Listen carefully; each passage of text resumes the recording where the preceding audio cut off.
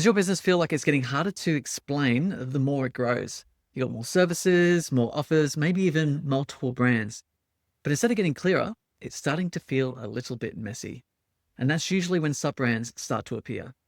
Most businesses think that creating sub brands is a sign of growth, but in reality, it's often a sign of confusion. I see it all the time. Business expands, new services, targeting different audiences.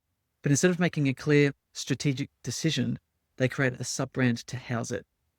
On the surface, it feels logical, but what you end up with is multiple names, multiple messages, and no clear structure.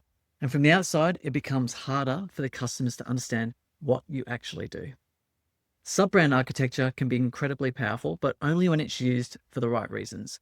Not to organize your services, not to manage internal complexity, but to create real clarity for the customer. A sub-brand should only exist when these three things are true. First, the audience has to be meaningfully different.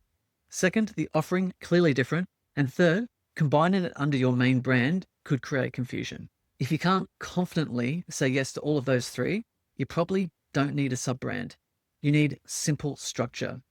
That might look like bringing everything back under a single master brand, what we call a branded house, or rethinking your overall brand architecture so each part of your business has a clear role and connection. Because structure isn't about adding more names, it's about making your business easier to understand. And the strongest brands don't grow by adding more layers and more complexity. They grow by becoming clearer. And your brand should always make your business easier to understand, not harder.